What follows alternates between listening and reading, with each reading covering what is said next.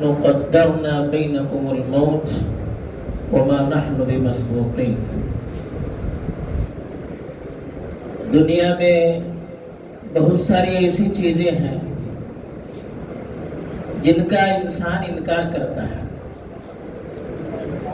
یہاں تک کہ بہت سے ایسے لوگ دنیا میں پائے جاتے ہیں جو اللہ کا بھی انکار کرتے ہیں، لیکن ایک چیز ایسی ہے جس کا کوئی انکار نہیں کر سکتا، وہ ہے موت۔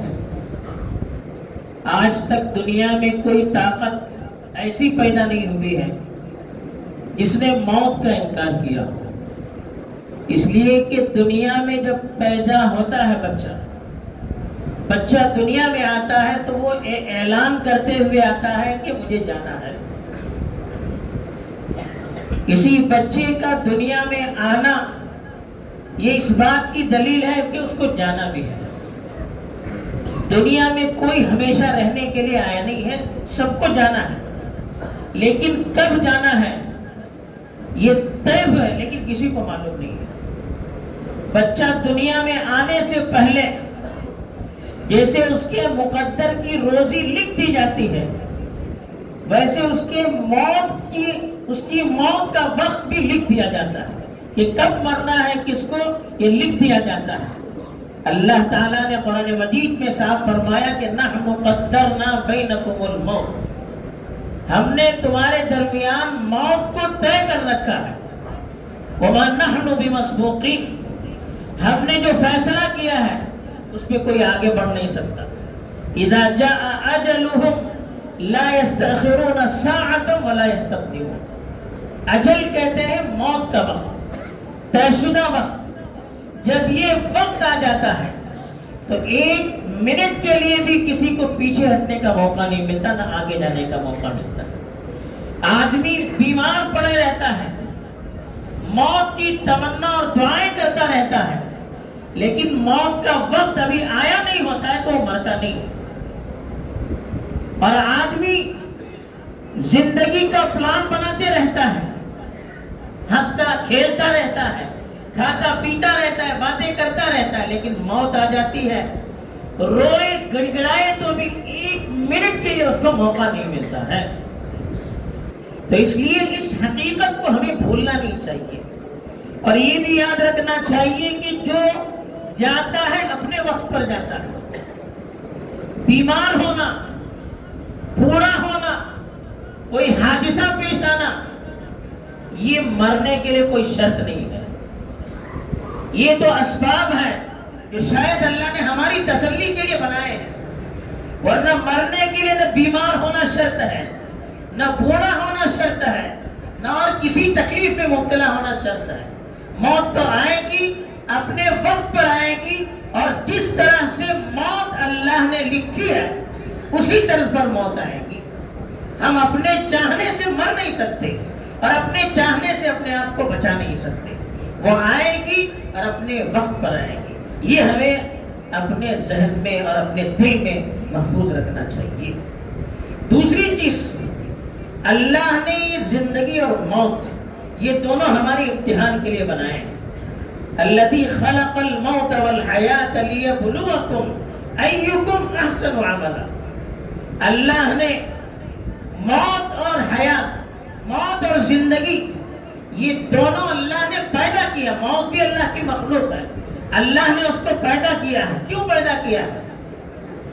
امتحان لینے کے لیے کہ تم میں سے بہتر عمل کون کرتا ہے، اچھے سے اچھا عمل کون کرتا ہے، اس کے لیے اللہ نے یہ زندگی دی ہے تاکہ ہم عمل کریں، اور موت دی ہے تاکہ اس کے بعد اللہ تعالیٰ ہمیں اس کا بدلہ دے۔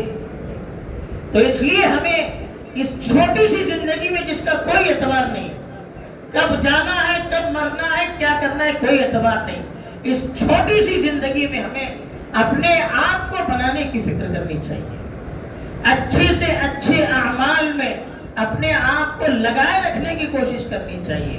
اور اچھے اعمال کون ہیں، اس کو طے کرنے کا حق ہمیں اور آپ کو نہیں ہے، وہ اللہ نے طے کر دیا۔ اللہ نے اپنی شریعت کے ذریعے سے جو کام کرنے کے لیے ہمیں کہا ہے، جس طریقے پر زندگی گزارنے کے لیے ہمیں کہا ہے، اس طریقے سے اگر ہم زندگی گزاریں گے تو یہ زندگی موت کے بعد ہمیں کام دے گی. تو اس لیے یہ زندگی مختصر ہے, اس کے لیے ہم سب کچھ کرتے ہیں, حالانکہ چھوڑ کے جانا ہے. کس وقت موت آئے گی کسی کو پتا نہیں, چھوڑ کر جانا ہے. چاہے بڑے سے بڑا کاروباری ہے, بڑے سے بڑی کمپنی میں کام کرنے والا ہے, دنیا کا مشغول ترین آدمی ہے, اس کو کبھی ماں بیمار ہوتی ہے, ماں کے لیے وقت نہیں ملتا ہے. گھر میں بچے بیمار ہوتے ہیں, اس کے لیے وقت نہیں ملتا ہے. کوئی کام ہوتا ہے دین کا بھی, اس کے لیے وقت نہیں ملتا. لیکن موت آ جائے سب کو چھوڑ چھاڑ کر جانا پڑتا ہے. تو اتنی بے وفا یہ زندگی ہے جس کے لیے ہم سب کچھ کر رہے ہیں. اور جو زندگی کے بعد کی زندگی ہے وہ اصل زندگی ہے. یہ وقتی زندگی ہے, ٹیمپرری زندگی ہے, اس کے لیے ہم سب کچھ قربان کر رہے ہیں. اور یہ زندگی اس زندگی کے بنانے کے لیے جو ہمیشہ ہمیشہ کی زندگی ہے. مرنے والا فنا نہیں ہوتا ہے, مرنے والا ختم نہیں ہوتا ہے. ایک زندگی کا مرحلہ ختم ہو گیا, دوسری بھی زندگی کا مرحلہ شروع ہو گیا. یہاں جو کیا ہے اب اگلی زندگی سے اس کو وہ دیکھنا شروع کرتا ہے. قبر میں آدمی جاتا ہے تو وہ ختم نہیں ہوتی اس کی زندگی, قبر سے دوسرے مراحل شروع ہو جاتے ہیں. یہاں جو ہم نے کیا ہے اس کے مطابق ہمیں قبر میں پوچھ تاچھ ہوگی, اس کے سوالات ہوں گے, اس کے جوابات کی تیاری یہی کرنی ہے, اور اس کے مطابق قبر میں ہمارے ساتھ معاملہ کر دیا جاتا ہے. آدمی اچھا کام کر کے جاتا ہے تو یہ قبر جنت کا باغ اس کے لیے بنائی جاتی ہے.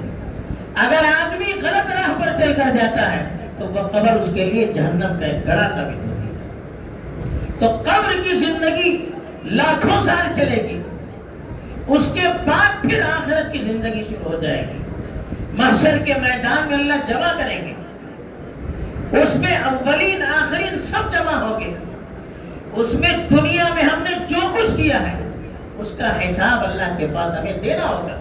ایک ایک چیز جو اللہ نے نوٹ کر رکھی ہمارے نامہ اعمال میں, ایک ایک چیز کا ہمیں حساب ہوگا. زبان سے جو نکلتا ہے اس کا حساب ہوتا ہے, کان میں جو لفظ پڑتا ہے اس کا حساب ہوتا ہے, پائی پائی کا حساب ہوتا ہے. دنیا میں ہم نے کسی کی زمین دبا لی, اگر ہم نے ان کو نہیں دیا ہم سمجھتے ہیں کہ ہم نے بہت کام کیا. کورٹ میں ہم اپنا کیس درج کرتے ہیں, کیس جیت جاتے ہیں, ہم سمجھتے ہیں کہ ہم نے بہت کچھ کیا. اس کا حساب دینا پڑے گا. دنیا میں کسی کا مال ہم نے دبایا ہے, قرض کے نام سے مال ہم نے لے کر رکھا ہے, اس کو ادا نہیں کیا, ہم خوش رہتے ہیں کہ سامنے والے کو ہم نے پریشان کر دیا, اس کا مال میرے پاس رہا, وہ مجھ سے اپنا مال لے نہیں سکا, ہم تو خوش رہتے ہیں. لیکن اس کا حساب بھی ہمیں دینا پڑتا ہے. آپس میں دشمنی آتی, ایک دوسرے کے خلاف ہم نے سازشیں کی, کسی کو دنیا میں گرانے کی کوشش کی, ذلیل کرنے کی کوشش کی, بدنام کرنے کی کوشش کی, کسی کی عزت کو داؤ پر لگانے کی کوشش کی. ہم دنیا میں شاید اپنے نفس کو خوش کر سکتے ہیں, لیکن اللہ کے یہاں ہمیں چھوڑا نہیں جائے گا. ایک ایک چیز کا ہمیں حساب دینا پڑے گا. فَمَن يَعْمَلْ مِثْقَالَ ذَرَّةٍ خَيْرًا يَرَهُ, آدمی رتی برابر اگر خیر کا کام کرے گا اس کو بھی کل قیامت کے دن اپنی آنکھوں سے دیکھے گا. وَمَن يَعْمَلْ مِثْقَالَ ذَرَّةٍ شَرًّا يَرَهُ, رتی برابر اگر کوئی غلط کام کرے گا, دنیا میں کوئی دیکھے نہ دیکھے اللہ کی طاقت اس کو دیکھتی ہے اور اس کا حساب کیا جائے گا. وَنَضَعُ الْمَوَازِينَ الْقِسْطَ لِيَوْمِ الْقِيَامَةِ, قیامت کے دن ترازو عدل و انصاف کا لگا دیا جائے گا اور اس میں ایک ایک چیز کا حساب لیا جائے گا. فَلَا تُظْلَمُ نَفْسٌ شَيْئًا, کسی پر ظلم نہیں ہوگا بلکہ پوری پوری چیز دی جائے گی.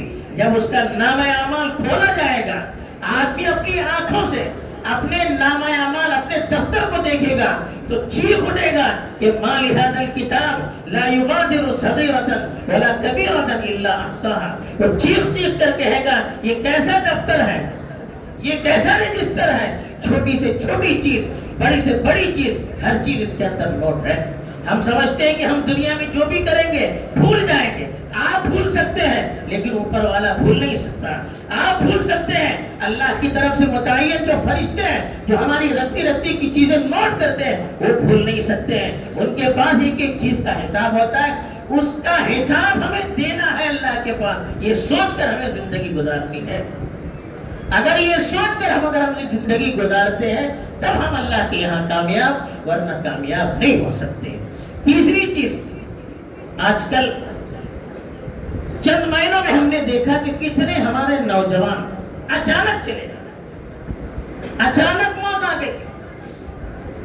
اب یہ اچانک کی جو موت ہے یہ بھی قیامت کی نشانیوں میں سے ایک نشانی ہے۔ حدیث میں آتا ہے کہ قیامت کی نشانیوں میں سے اچانک کی موت بھی، تو قیامت کے قریب آنے کی نشانی ہے، اور اچانک کی موت ہمیں اپنی بے بسی کو بتا رہی ہے کہ ہم کتنے بے بس ہیں۔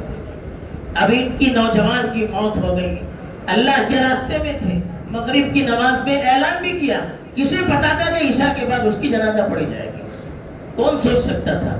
کوئی سوچ سکتا تھا؟